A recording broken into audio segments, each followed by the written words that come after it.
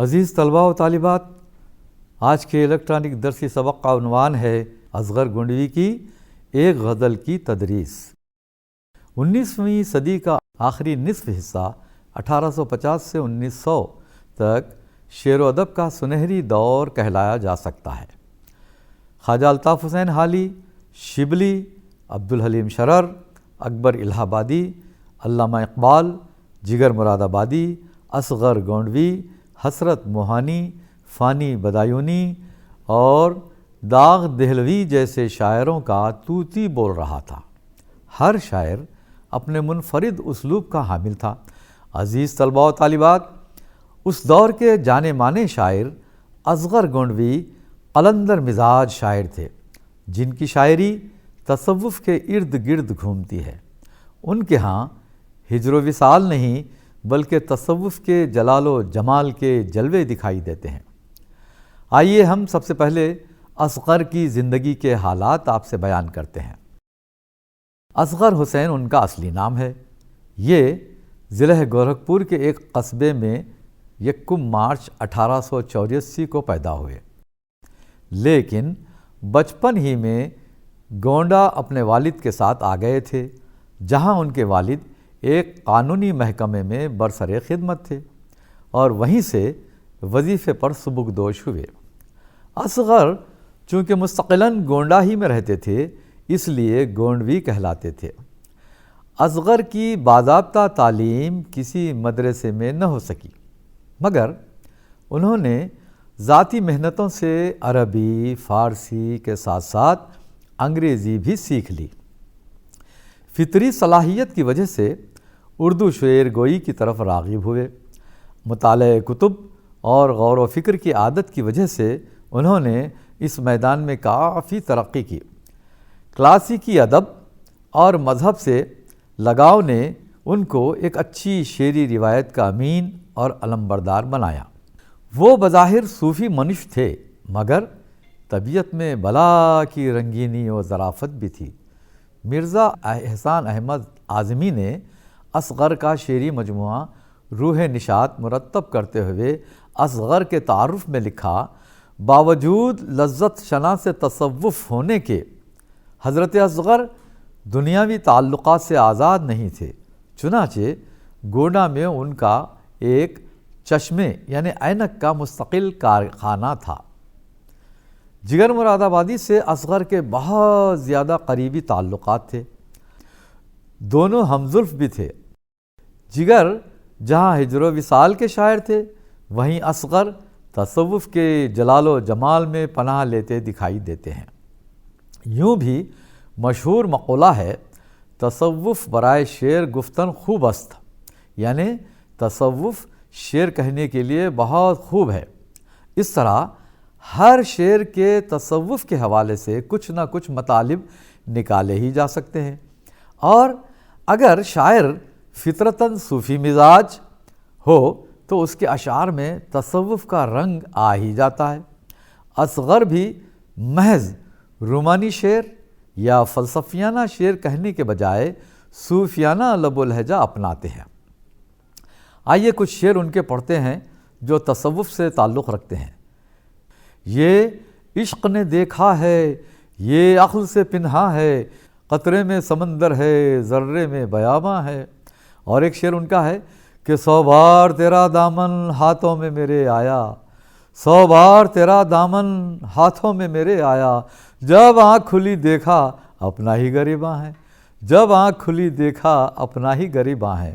اور ایک شعر ہے ان کا کہ آغوش میں ساحل کے کیا لطف سکون اس کو، آغوش میں ساحل کے کیا لطف سکون اس کو، یہ جان ازل ہی سے پروردہ طوفاں ہے۔ عشق اور عقل کی خاص اصطلاحیں ہیں۔ عشق ایک بے پناہ جذبہ ہے جو پس و پیش سے کوسوں دور ہے، جب کہ عقل اس کو قدم قدم پر روکتی ٹوکتی ہے۔ جہاں عقل نہیں پہنچ سکتی، وہاں عشق پہنچ کر قطرے میں سمندر اور ریت کے ذرے میں صحرا و بیاباں دیکھ لیتا ہے، یعنی اسے جزء میں کل دکھائی دیتا ہے۔ شاعر آگے کہتا ہے کہ 100 بار محبوب کا دامن ہاتھوں میں آیا، مگر آنکھ کھلی تو پتہ چلا کہ یہ تو اپنا ہی غریبہ ہے، یعنی محبوب کا وصل حاصل نہ ہو سکا۔ جذبہ عشق کو کنارے پر سکون نہیں ملتا، بلکہ وہ تو روز اول ہی سے طوفانوں کا پالا ہوا ہے، یعنی مشکلوں سے کھیلنا اسے آتا ہے۔ اصغر گونڈوی بڑی بے نیازی کی زندگی گزارتے تھے۔ اپنا کلام انہوں نے سنبھال کر رکھنے کے جتن ہی نہیں کیے۔ وہ تو ان کے قریبی رفیق جگر مراد آبادی کی مہربانی سے جو کچھ کلام دستیاب ہوا اسے اعظم گڑھ کے وکیل مرزا احسان احمد نے جمع و مرتب کر کے روح نشاط کے نام سے شائع کروا ڈالا، ورنہ وہ بھی ضائع ہو جاتا، جس طرح اصغر کی ایک پوری بیاض ڈائری کہیں ضائع ہو چکی تھی۔ چند رسائل سے بھی اصغر کا کلام حاصل ہوا۔ اصغر کے شعری 2 مجموعے منظر عام پر آئے ہیں، ایک ہے نشاط روح اور دوسرا سرود زندگی۔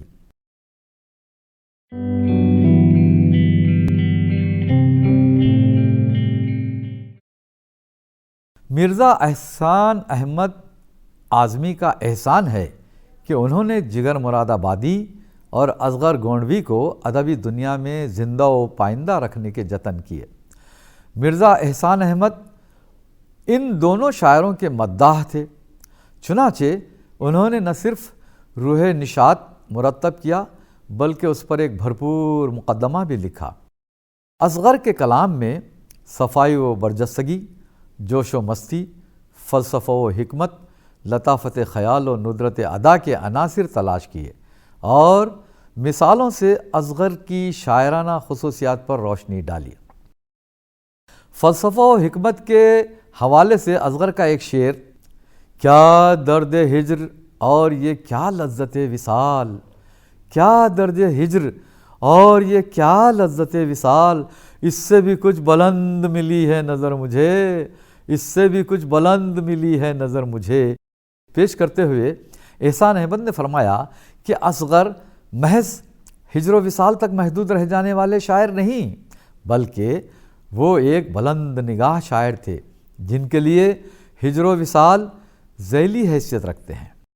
اصغر کے لطافت خیال کی مثال کے طور پر انہوں نے یہ شعر پیش کیا، بہت لطیف اشارے تھے چشم ساقی کے، بہت لطیف اشارے تھے چشم ساقی کے، نہ میں ہوا کبھی بے خود نہ ہوشیار ہوا، نہ میں ہوا کبھی بے خود نہ ہوشیار ہوا۔ یعنی چشم ساقی کی عنایت ہے کہ شاعر نہ پوری طرح مدہوش ہے نہ مکمل ہوشیار، بلکہ ایک درمیانی کیفیت میں گرفتار ہے۔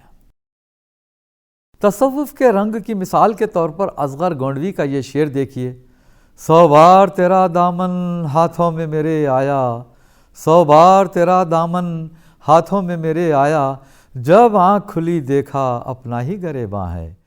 ایسا لگتا تھا کہ محبوب سے حقیقتاً نیاز حاصل ہو گیا ہے، لیکن جب آنکھ کھلی تو پتہ چلا کہ ہم تو اپنی ہی انا میں گرفتار ہیں۔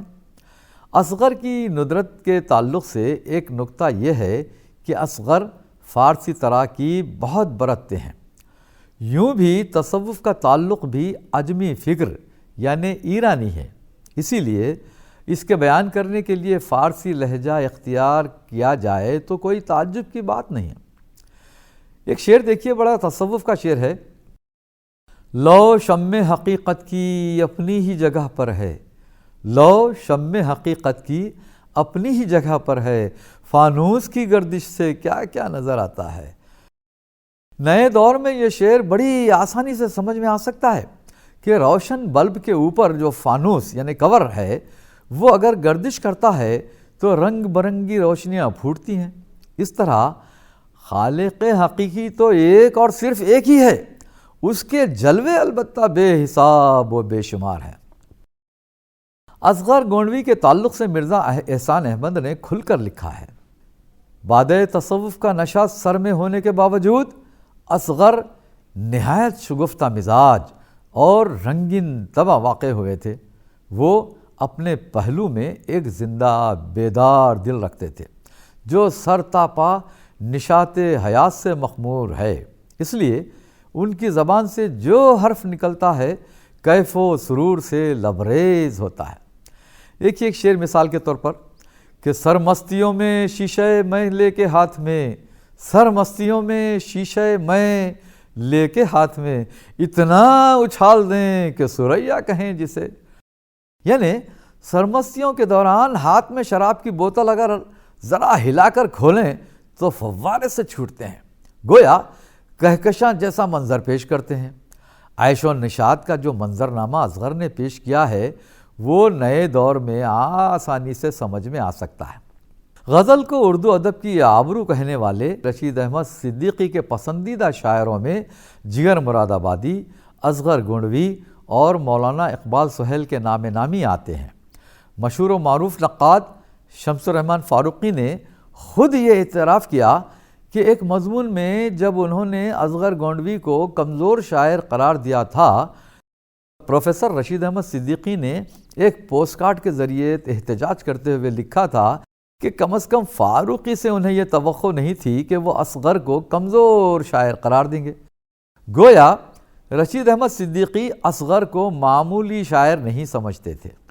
مولانا اقبال سہیل نے اصغر کے مجموعہ کلام روح نشاط پر جامع تبصرہ کرتے ہوئے اصغر کے کلام میں فنون لطیفہ کے تمام عناصر کے پائے جانے کا انکشاف کیا۔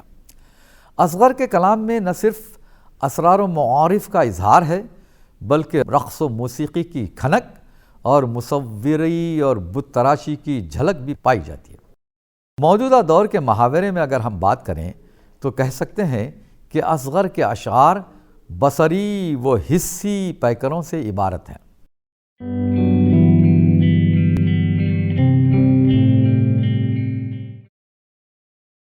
اصغر نے کہیں کہیں غضب کی تصویر کشی کی ہے۔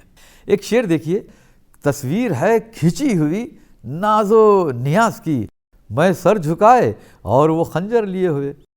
ایک اور شعر میں اصغر نے احساسات کی ادائی میں انوکھا اسلوب اختیار کیا ہے۔ میری نگاہوں نے جھک جھک کے کر دیے سجدے، میری نگاہوں نے جھک جھک کے کر دیے سجدے، جہاں جہاں سے تقاضائے حسن یار ہوا، جہاں جہاں سے تقاضائے حسن یار ہوا۔ یعنی شعر میں مطلب بیان کرتے ہوئے اصغر کہتے ہیں کہ یعنی جب جب محبوب کے حسن نے تقاضا کیا ہم نے اپنا سر جھکا دیا۔ اصغر گونڈوی کی قلندر مزاجی کا عکاس یہ شاہکار شعر ہے جو ضرب المثل ہو گیا ہے۔ اصغر کا شعر ہے، رند جو ظرف اٹھا لیں وہی ساغر بن جائے، جس جگہ بیٹھ کے پی لیں وہی میخانہ بنے۔ یعنی مطلب یہ ہے کہ تشنگی بجھانے کے لیے پیاسا کسی مخصوص جام کا محتاج نہیں، بلکہ جو برتن وہ اٹھا لے وہی اس کے لیے ساغر کا کام کرتا ہے، اور وہ جہاں بیٹھ کر پی لے وہی میخانہ ہو جائے۔ اصغر گونڈوی کے بارے میں جیسا کہ کہا جا چکا ہے، کسی باضابطہ مدرسے کے فارغ نہیں تھے۔ انہوں نے جو کچھ حاصل کیا اپنی ذاتی دلچسپی سے حاصل کیا۔ وہ فطری شاعر تھے۔ ابتدائی کلام پر انہوں نے منشی خلیل احمد وجد بلگرامی سے کچھ دن اصلاح لی تھی، پھر کچھ دن منشی امیر اللہ تسلیم سے استفادہ کیا، پھر یہ سلسلہ ختم ہو گیا۔ وہ اپنے بل پر شعر کہنے لگے۔ اصغر گونڈوی نے اپنے کلام میں نہ عروضی تجربے کیے، نہ مختلف اصناف سخن میں اپنی جولانیاں دکھائیں۔ ان کی غزلیں بھی زیادہ تر متداول بحر میں پائی جاتی ہیں، یعنی عام بحروں میں ہی وہ کھل کھیلتے ہیں۔ اب دیکھیے ان کے کچھ اشعار میں پیش کر رہا ہوں۔ رہا نہ دل میں وہ احساس مدعا باقی، رہا نہ دل میں وہ احساس مدعا باقی، نہ روح میں ہے وہ بے تابی دعا باقی، نہ روح میں ہے وہ بے تابی دعا باقی۔ اور ایک شعر ہے کہ غضب ہوا کہ غریباں ہیں چاک ہونے کو، غضب ہوا کہ غریباں ہیں چاک ہونے کو، تمہارے حسن کی ہوتی ہے آج پردہ دری۔ اور ایک شعر ہے، اگر خاموش رہوں میں تو ہی سب کچھ ہے، جو کچھ کہا تو تیرا حسن ہو گیا محدود۔ اصغر کے ہاں رومان یعنی رومانس کی تلاش نہ کی جائے، بلکہ صوفیانہ فکر کے جلوے ڈھونڈے جائیں۔ انہوں نے فارسی تراکیب استعمال ضرور کی ہیں، مگر اپنے شعر کو معمہ یا چیستہ ہونے نہیں دیا۔ وہ رواں بہروں میں دل میں اتر جانے والے اسلوب یعنی سٹائل میں شعر کہتے ہیں۔ اس میں شک نہیں اصغر کے ہاں کسی قسم کا تنوع یعنی نیاپن نہیں پایا جاتا، لیکن یہی کیا کم ہے کہ ان کے شعر دلوں پر دستک دیتے ہیں۔ تصوف کی چاشنی سے بھرپور ان کا کلام خاص و عام سے داد پاتا ہے۔ آئیے ہم اصغر کی ایک نمائندہ غزل کا جائزہ لیتے ہیں۔ مطلع ہے: اسرار عشق ہے دل مضطر لیے ہوئے، اسرار عشق ہے دل مضطر لیے ہوئے، قطرہ ہے بے قرار سمندر لیے ہوئے، موج نسیم صبح کے قربان جائیے، آئی ہے بوئے زلف معمبر لیے ہوئے۔ کیا مستیاں چمن میں ہیں جوش بہار سے، کیا مستیاں چمن میں ہیں جوش بہار سے، ہر شاخ گل ہے ہاتھ میں ساغر لیے ہوئے، ہر شاخ گل ہے ہاتھ میں ساغر لیے ہوئے۔ اور شعر دیکھیے کیسا پیارا شعر ہے کہ پہلی نظر بھی آپ کی اف کس بلا کی تھی، پہلی نظر بھی آپ کی اف کس بلا کی تھی، ہم آج تک وہ چوٹ ہیں دل پر لیے ہوئے۔ اور شعر دیکھیے کہ تصویر ہے کھینچی ہوئی ناز و نیاز کی، تصویر ہے کھینچی ہوئی ناز و نیاز کی، میں سر جھکائے اور وہ خنجر لیے ہوئے، میں کیا کہوں کہاں ہے محبت کہاں نہیں، میں کیا کہوں کہاں ہے محبت کہاں نہیں، رگ رگ میں دوڑی پھرتی ہے نشتر لیے ہوئے، رگ رگ میں دوڑی پھرتی ہے نشتر لیے ہوئے۔ اور مقطع ہے ان کی غزل کا کہ اصغر حریم عشق میں ہستی ہی جرم ہے، اصغر حریم عشق میں ہستی ہی جرم ہے، رکھنا کبھی نہ پاؤں یہاں سر لیے ہوئے۔ اس غزل کے اشعار کی تشریح میں ہم عرض کرتے ہیں کہ اصغر کہتے ہیں میرا بے چین دل عشق کے راز لیے ہوئے ہے، گویا ایک قطرہ بے قرار سمندر لیے ہوئے ہے، یعنی جز میں کل سمایا ہوا ہے۔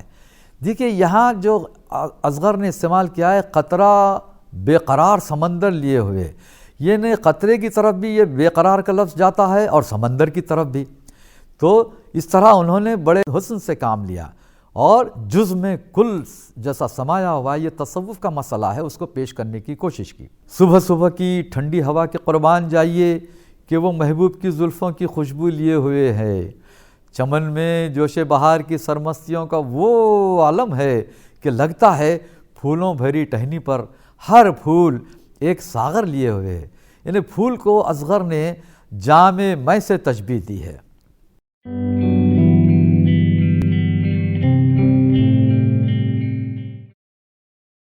پہلی نظر کی چوٹ کے تعلق سے اصغر کہتے ہیں کہ اس کا اثر آج تک دل پر ہے۔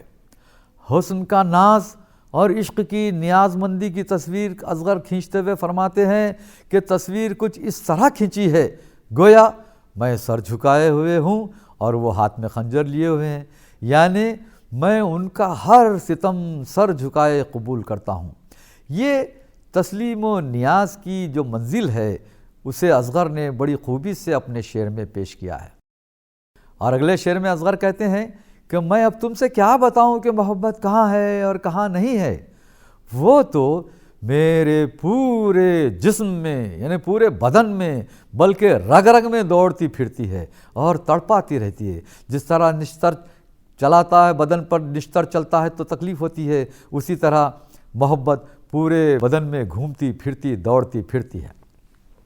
اپنے مقطع میں اصغر نے بڑی پیاری بات کہی ہے، وہ اپنے مقطع میں کہتے ہیں کہ عشق کی بارگاہ میں قدم رکھنا ہو تو انانیت بھرا سر لیے ہوئے داخل نہ ہونا بلکہ خاکساری کا مظاہرہ کرنا، یعنی آپ جو ہے سر لیے ہوئے یعنی غرور بھرا سر لیے ہوئے اس میں داخل نہیں ہو سکتے، بڑے انکسار و ادب سے داخل ہونے کی بارگاہ ہے۔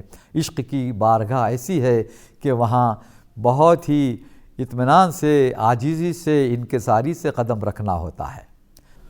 عزیز طلباء و طالبات، ہم نے اصغر کی غزل کے تعلق سے ایک خاص بات آپ کو بتائی ہے کہ اصغر کے پاس ہجر و وصال کے جو معاملات ہوتے ہیں وہ نہیں ہیں، یعنی جس طرح جگر کے پاس ہے کہ جگر نے کہا تھا کہ ادھر سے بھی ہے سوا کچھ ادھر کی مجبوری، ادھر سے بھی ہے سوا کچھ ادھر کی مجبوری، کہ ہم نے آہ تو کی ان سے آہ بھی نہ ہوئی، کہ ہم نے آہ تو کی ان سے آہ بھی نہ ہوئی۔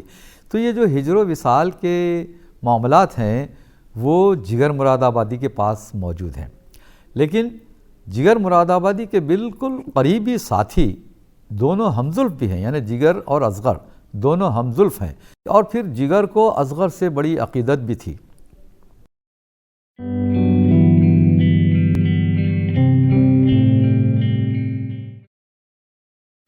اصغر گونڈوی کا معاملہ تصوف سے قریب ہو گیا کیونکہ ان کے پاس ہجر و وصال کی کوئی کیفیت ہی نہیں ملتی۔ اصغر یہ عشق کے معاملات وغیرہ کے چکر میں جاتے ہی نہیں ہیں۔ وہ اسی واسطے ہم نے ایک بات اور بھی کہی ہے کہ کچھ اشعار ایسے ہوتے ہیں کہ جن میں تصوف کا کچھ نہ کچھ مطلب نکال ہی لیا جا سکتا ہے، تو اصغر کے پاس بھی وہی ہے۔ اور تصوف کا معاملہ یوں ہے کہ یہ ایک شعر گوئی کے لیے ایک بہت بڑا سہارا ہے۔ آپ کوئی شعر ہے جس کے حقیقی معنی بھی ہوتے ہیں، کچھ مجازی معنی ہوتے ہیں، تو مجازی معنی تو دنیا داری کی طرف اشارہ کرتے ہیں، لیکن کچھ اس کا اندرونی پس منظر، کچھ اس کا بیک گراؤنڈ ایسا ہوتا ہے کہ آپ اسے حقیقت تک لے کے جا سکتے ہیں۔ کچھ اس میں جلال و جمال کے جلوے دیکھ سکتے ہیں۔